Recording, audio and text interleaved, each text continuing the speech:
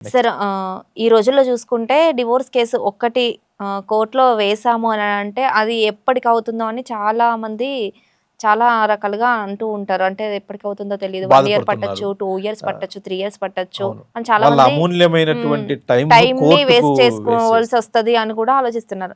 So divorce తొందరగా రావాలంటే ఏం చేయాలి సార్? డివోర్స్ తొందరగా రావాలంటే మనకు అంటే ప్రాసెస్‌ని బట్టి ఉంటది. హ్మ్. ప్రాసెస్ తెలిసినటువంటి లాయర్ అయితే, కంప్లీట్ ప్రాసెస్ తెలిసినటువంటి లాయర్ అయితే కొన్ని పిటిషన్స్ వేయొచ్చు. హ్మ్. ఇప్పుడు ఫ్యామిలీ కోర్ట్‌లో డివోర్స్ నడుస్తుంది. ఫ్యామిలీ కోర్ట్‌లో సెక్షన్ 24 ఏం చేస్తుందంటే స్పీడీ ట్రయల్ హ్మ్. స్పీడీ ట్రయల్ ప్రకారం మనకు రాజ్యాంగంలో ఆర్టికల్ 21 ఏం చెప్తుందంటే హ్మ్. స్వేచ్ఛగా బతికే హక్కును, హ్మ్. డిగ్నిటీగా బతికే హక్కును మనకు కల్పించేది ఫండమెంటల్ రైట్. ఓకే. దాని ప్రకారం దాన్ని మనం ఇక్కడ కోట్ చేస్తూ హ్మ్. సెక్షన్ 24 ఆల్రెడీ డైవర్స్ నడుస్తున్నటువంటి వాళ్ళైతే హ్మ్. సెక్షన్ 24 వేసుకొని స్పీడీ ట్రయల్ను మనం చేసుకోవచ్చు. ఓకే. లేదు ఇంకా వాళ్ళు డైవర్స్ అప్లై చేయలేదు, హ్మ్. డైవర్స్కి అప్లై చేయాలి, వైఫ్ కానీ హస్బెండ్ కానీ హ్మ్. డైవర్స్కి అప్లై చేయాలి అని అనుకున్నప్పుడు ఏం చేయాలంటే ఓకే. ఈ లీగల్ నోటీస్ పంపించాలి ఫస్ట్. హ్మ్. డైవర్స్ కేసు వేయకుండా హ్మ్. ఇప్పుడు సపోజు ఒక హస్బెండ్ వైఫ్ మధ్య గొడవలు జరిగాయి, హ్మ్. హస్బెండ్ ఆ వైఫ్ వెళ్ళిపోతుంది. ఓకే. గొడవలు జరిగిన వెంటనే ఏంటంటే ఆమె పిల్లల్ని తీసుకొని వెళ్ళిపోతుంది. హ్మ్.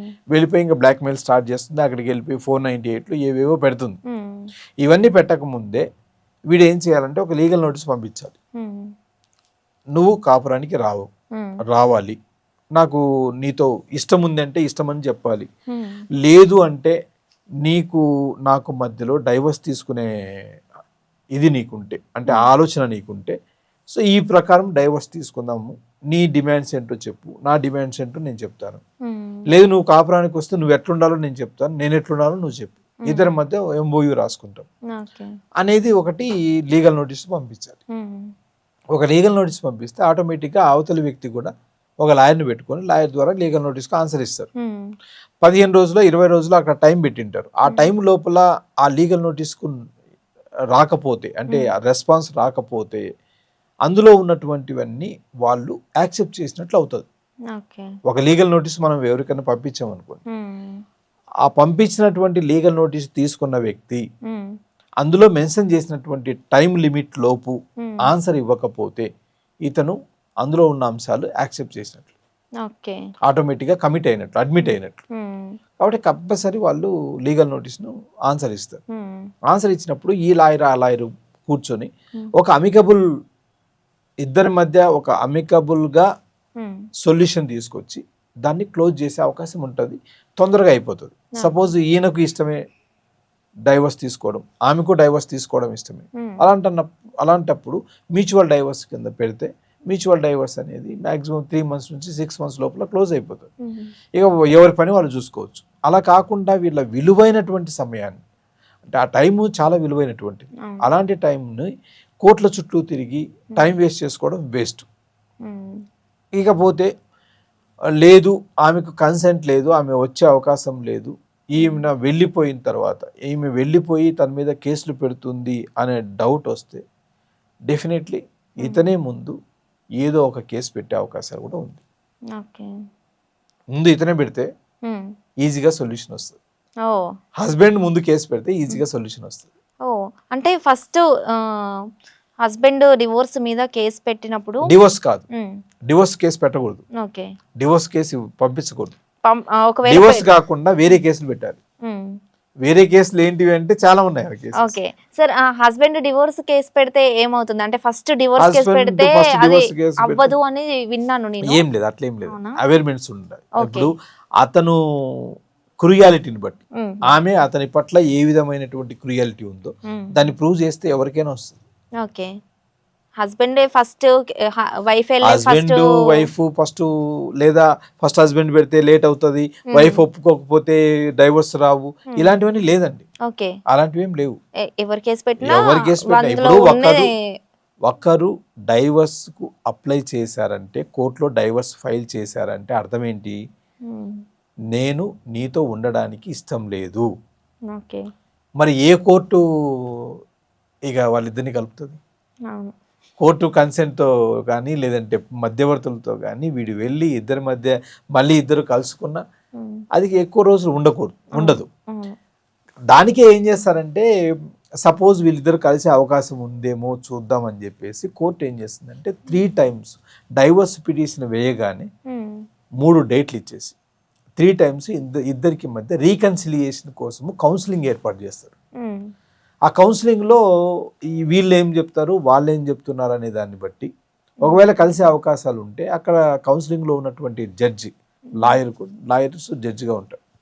వాళ్ళు కొంత సజెషన్స్ ఇస్తారు. ఉమ్, ఆ ఇద్దరి మధ్య ఎంఓయూ తీసుకొని కలిసే అవకాశం ఉంటుంది. ఇలాంటి ఎంఓయూ తీసుకొని కలిసినటువంటి వాళ్ళు ఉన్నారు.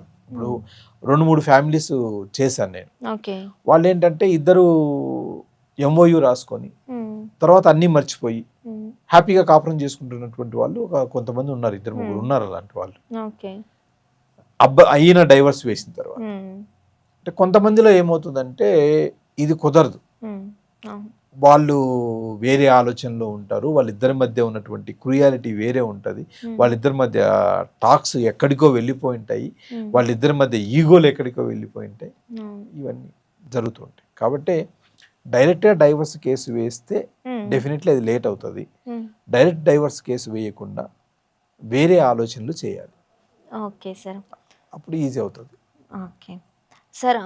ఇప్పుడు డివోర్స్ కేసు అంటే మ్యారేజ్ అయినాక వెంటనే వేయొచ్చా సార్? అంటే 1 monthకి నచ్చక విడిపోయే వాళ్ళు చాలా మంది ఉంటారు. 2 monthsకి 3 monthsకి అలా 1 year తర్వాత వేయాలా కంపల్సరీ లేదా 1 వెంటనే year కూడా వేయొచ్చా? పీరియడ్ అండి. అంటే 1 year కూలింగ్ పీరియడ్ అంటారు. ఓకే. అంటే డైవర్స్ మ్యారేజ్ వేసిన తర్వాత 1 year తర్వాతనే డైవర్స్ పిటిషన్ అనేటటువంటిది రిజిస్టర్ అవుతుంది. ఓకే. లేదంటే నాట్ మెయింటైనబుల్ కాదు. 1 year లోపు డివోర్స్ కేసు వేయరాదు మ్యారేజ్ అయ్యాక. వేయకూడదు. ఎందుకు సార్ అలా? కానీ కొన్ని ఎగ్జామ్షన్స్ ఉన్నాయి అందులో. ఓ. సపోజ్ అబ్బాయి ఇంపార్టెంట్ ఉమ్, లేదా అమ్మాయి వేరే ఆలోచనలో ఉంది, ఉమ్, లేదంటే అమ్మాయికి ఏదైనా వేరే ఎక్స్ట్రా మ్యారిటల్ అఫైర్ ఉంది, ఓకే. లేదా అబ్బాయికి వేరే ఏదైనా ఎక్స్ట్రా మ్యారిటల్ అఫైర్ ఉంది. ఉమ్, ఇవి బయటపడ్డాయి. ఈ ఆధారాలు ఉన్నాయి. ఇలాంటి కొన్ని ఎక్సెప్షనల్ కేసెస్లో ఉమ్, కొన్నిటిలో పెళ్ళైన 10 రోజులకే వేయచ్చు, పెళ్ళైన మరుసటి రోజు కూడా వేయచ్చు. ఓకే. ఉమ్, కానీ దానికి ఎగ్జామ్షన్స్ చూపించాలి. మనం ఉమ్, కారణాలు చూపించాలి. బలమైన కారణం అనేది చూపించాలి. ఓకే. అంటే వీళ్ళిద్దరి మధ్య డిస్టర్బెన్స్ వచ్చో లేకపోతే ఇలా అవుతే వెయ్యరాదు 1 year వరకు. 1 year వెయిట్ చేయాలి. Okay sir. 1 year తర్వాతనే వేసుకోవాలి. ఆ 1 year తర్వాత డైవర్స్ వేయగానే ఇమీడియట్గా డైవర్స్ అనేది రాదు. 6 months 6 months కూలింగ్ పీరియడ్ ఉంటుంది. ఆ కూలింగ్ పీరియడ్లో ఏంటంటే ఇద్దరికి కన్సెంట్ ఉంది అనుకోండి. సపోజ్ మ్యూచువల్గా వచ్చాం, నాకు ఆ అమ్మాయితో నేను ఉండలేను, నేను ఆ అబ్బాయితో ఉండలేను అని ఇద్దరు యాక్సెప్ట్ చేశారు. వైఫ్ అండ్ హస్బెండ్ యాక్సెప్ట్ చేశారు, మ్యూచువల్గా వెళ్ళారు. కూలింగ్ పీరియడ్ కూడా వేవ్ చేయొచ్చు. Okay. Within a month. Second అడ్జైన్మెంట్లో, ఫస్ట్ అడ్జైన్మెంట్లో వీళ్ళిద్దరూ సైన్ చేస్తారు. మా ఇద్దరికి డైవర్స్ తీసుకోవడం ఇష్టమే అని చెప్పేసి జడ్జి ముందు చెప్తారు. సెకండ్ టైం అది వచ్చేస్తుంది, ఆర్డర్ వచ్చేస్తుంది. ఓకే. ఒకవేళ ఒకరికి ఇష్టం ఉండి ఒకరికి ఇష్టం లేదు అని అంటే టైం పడుతుంది. టైం పడుతుంది. ఓకే. ఇక్కడ డైవర్స్ 2 రకాలండి. ఒకటి మ్యూచువల్, రెండవది కంటెస్టెడ్. మ్యూచువల్ అంటే ఇద్దరు ఇష్టంతో వేస్తారు. కంటెస్టెడ్ అంటే ఏదైనా ఒకరు ఇష్టంతో వేసేటటువంటి ఓకే. రెండో వ్యక్తి దానికి అబ్జెక్ట్ చేస్తారు. Okay sir.